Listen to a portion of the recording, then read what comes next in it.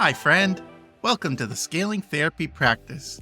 I'm James Marland, your course creation coach. I'm here to help therapists who want to scale their reach with effective online courses. I'll share with you all the tools, tips, and technology I've learned along the way that will help you put your mission in motion. The world is waiting for somebody like you to take action. Let me help you take your first steps. When we buy things, it is telling us something about who we are. And when we buy from someone or from a brand, the brand tells us something about who they are and what they're selling, right? One of my favorite articulations about what is a brand, right? Brand is the stuff that they know without you having to say it. I want to talk to the therapist or the mental health expert out there. I know you have a powerful message to share. It's inside you. It's inside your heart. But when it comes time to share online, you feel overwhelmed because you're trying to build it all alone. I get it. It's a tough climb, especially by yourself. You're bogged down by the steps, the technology, and you're lacking the support and encouragement that you need to make it to the top. I'm here to tell you, you don't have to carry that burden alone. I'm creating a cohort course that gives you the map, the 8 essential steps, and the fellowship you need to make it to the top. I can't build the course for you, but I can help you reach the summit, and we're going to get there together. I want to help you build your foundation to impact more lives. Email James at coursecreationstudio.com or visit courses.coursecreationstudio.com to start your journey. Let's make it to the top together.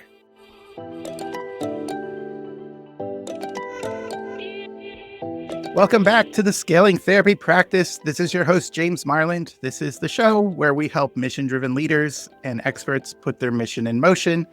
I am joined again, second episode in a row, with Danny Eni. And he's hi, Danny, if you're watching the episode on the YouTube. And he's from Marcy, and we were talking about his book, Effortless. If you want to hear more about the 3 levers, yep, we could show the book again. Yeah, it's got, if you want to hear more about the 3 levers and just the overview, go back to the episode just before this. Is a brief summary, Danny. I have a story. Okay, I told you there was a part 2 to the masterclass or Mastermind Story. So there was another opportunity to go to a mastermind with you. And I was like, oh, I don't know. The first one was so good. Will the second one be just as good, or will I be disappointed? You know, was it just good because it was my first time going to a mastermind? Or will there be more insights and more like light bulb moments and more moments of brilliance? And so there was an opportunity to go in person again or go online. But because I was a little scared, I was like, I don't know if I want to invest all this time and energy and money going for something I'm not sure is going to be good again. So I didn't sign up for the online. I didn't sign up for the in-person version. I went online. And guess what? The online version was just as good, or even like, I learned just as much, maybe even more, the second time on this not in-person version than I did the first time. And I'm like, well, that settles it. Every time it's offered that I can go in person, I'm just going to go in person because it was good the first time. It was good the second time. It's good. So that's my mastermind story for Danny. So hi, Danny. Welcome to the show. Hi, James. Thank you. I'm very glad to hear it. I prefer always the in-person because there's more of that connection, right? One of the highlights for me was the great conversation we had over a steak dinner. Mm-hmm. But the daytime stuff was good too. Yeah, that's true. The connections, those connecting points that aren't on the agenda per se, they're not there, but they give you there's just a richness. And so the content during the day was good, but then the relationships and that stuff that's not scheduled is just as good or better than the content during the day. So anyways, I'm signed up for the one in the summer. I'm bad with dates, but it's coming up. So, okay. Early July. Yeah. Early July. Yeah. So we're going to pick up on our discussion on the book, Effortless. Can you remind us the 3 levers of that we were talking about for making your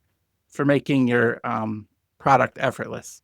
Yeah. So it really comes down to, there is what you're selling, there is how you're selling it, and then there's who you are, who they're buying it from. So we've got the obvious offer, the intuitive path, and then the one we're going to talk about today is the resonant identity.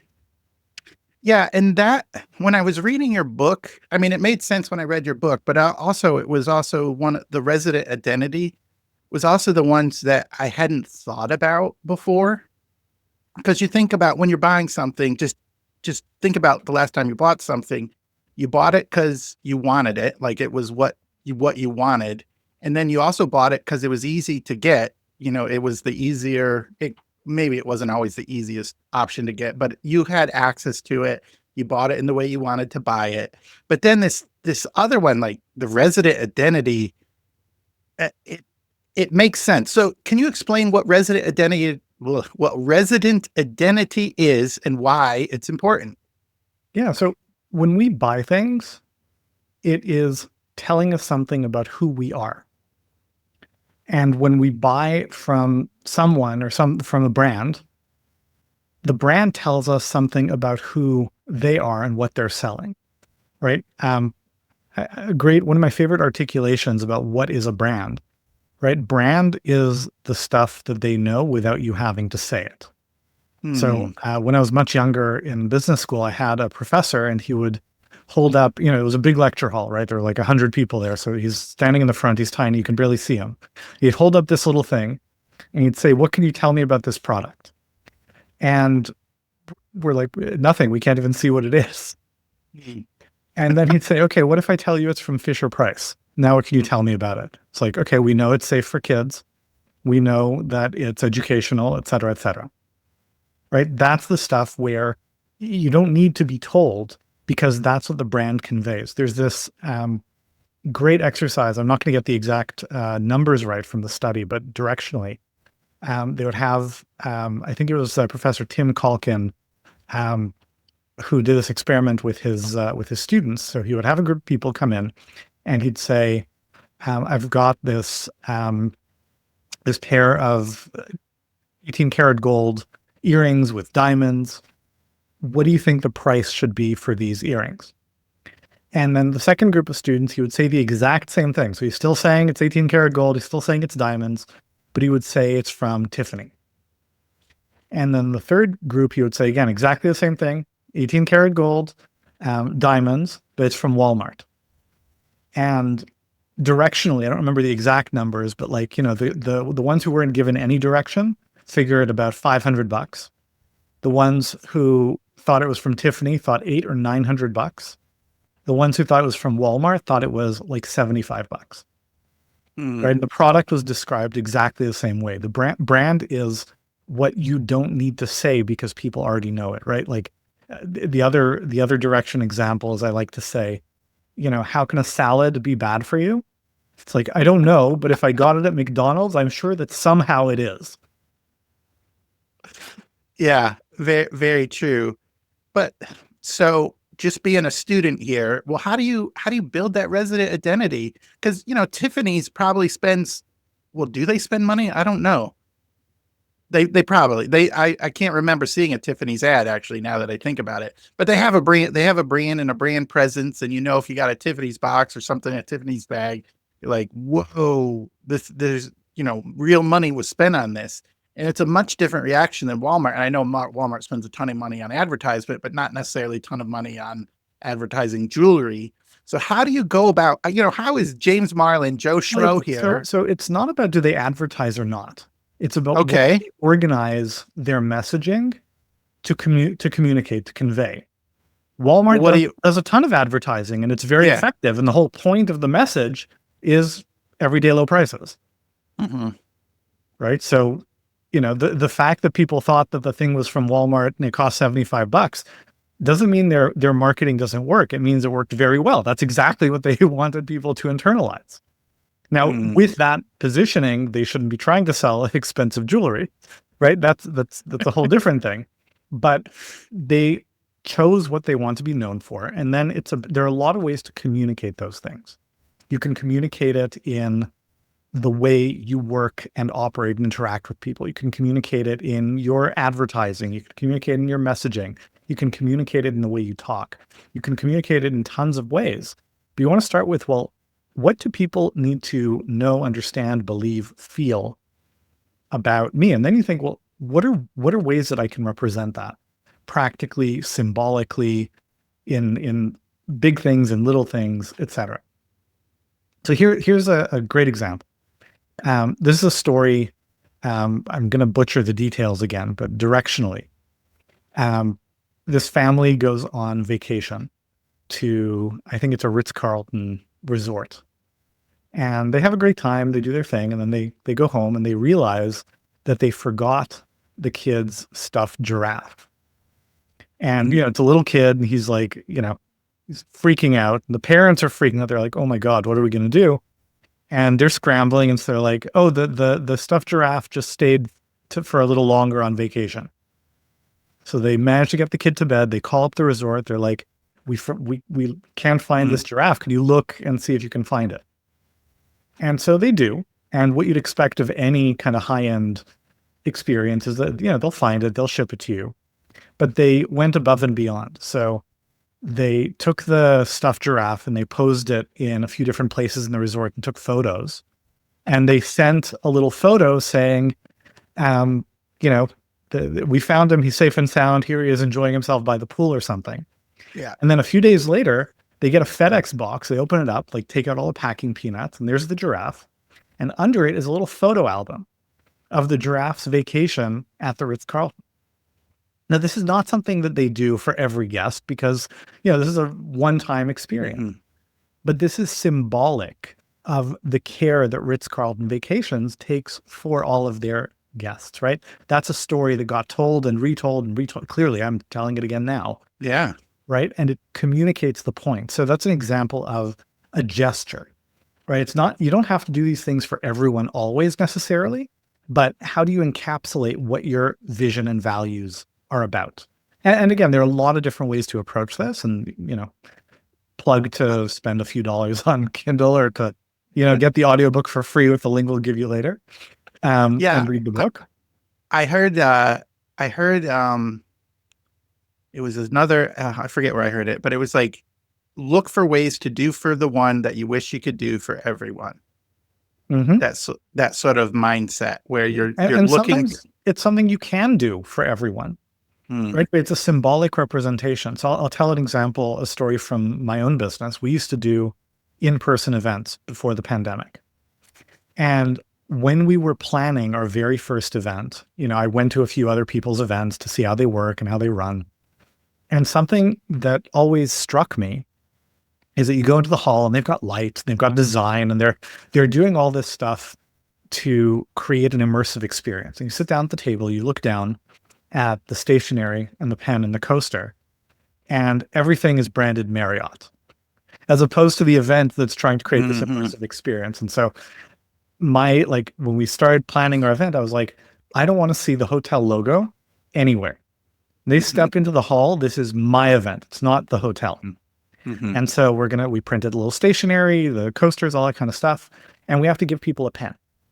And so naturally what you do is you go to some promotional products company, or like, what's the cheapest pen you've got? Stick a logo on it. I was like, I'm not going to do that, because my audience consists of people who like to write. They appreciate a good pen. I appreciate a good pen. And so I was like, I'm not putting my logo on something that I would not be happy to keep. And so we got these pens designed, and they're beautiful. These are the pens, for those who I have one. It's right. I know where it is. Yeah. And we've given them to our students and to our customers, and they keep them. And a lot of them are like, this is the pen I use always, because it's like the best pen I have. And and we had a lot of internal debates, right? My wife is the CFO. She's like, wait, you want to spend how much money on pens? And literally we spent, I don't know at this point, tens, maybe hundreds of thousands of dollars on these pens. But when someone picks up this pen, they feel it in their hand. This is kind of a symbolic representation of, you know what? If this is the pen that they give me as swag as part of the event, I know that whatever they're doing is going to be good. Mm-hmm. Right. So that's again, and so if you think about like, is it worth spending what we spent per pen to give someone a pen? No.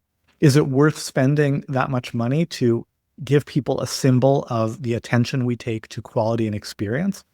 Hell yeah. That was a bargain. Mm-hmm. Yeah. Yeah.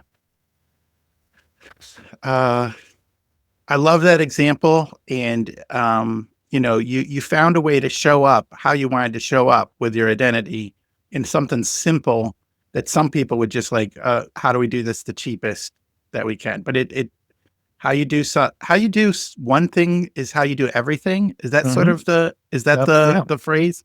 The line is how you do anything is how you do everything. Okay. Yeah. Yeah. So that's one way to create your resident identity. We just have a few minutes left. There was 2 parts about being a hero, and who do you want to be a hero to? And you broke it down in the book, relatability and aspiration. Just in a high level view, what does that mean to be relatable? To have that to be able to be relatable, but also for people to aspire to be like you. How does that help? I'm gonna, because we only have a few minutes left, I'm gonna have to answer it as a bit of a teaser.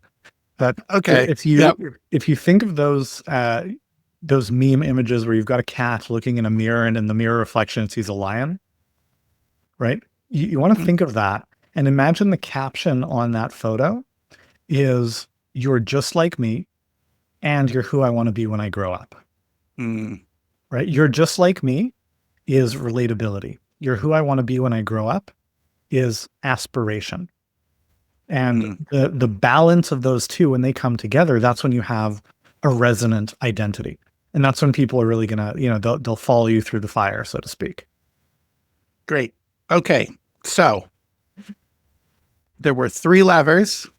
The last one is intuitive path, but we only had time for 2 episodes. So that means if you want to find out more about the intuitive path and you enjoyed this conversation, we just scratched the surface of these things. There's a much richer discussion in the book, but if this piqued your interest, definitely go to the show notes, get the links. And then if you want to know more about Danny and what he's doing, I'll be sending out some emails about some offers that he's bringing out in the next couple of weeks that you definitely want to check out, because the type of quality that he has here, the stories that he has here, and just the insights, it's going to be duplicated in the other stuff that comes out. So, Danny, the last minute here is yours. Where can people find you? What do you got coming up? Thank you. People can go to mirasee.com. We've got a ton of resources and information there. You can look me up on Amazon. The book we've been referencing, Effortless, is like, I don't know, $5 on Kindle or something like that. You can go to effortless.rocks/toolkit and get the audio version of the book. And then after you listen to it, you might want to get a hard copy, just like James did, but that's up to you. What's the joke? The best way to get my book is in bulk. But yeah, we've also got some really cool training and new stuff coming out. And the best way for people to learn about that is just to watch the emails that James, you're sending out very carefully, read them closely, and take action.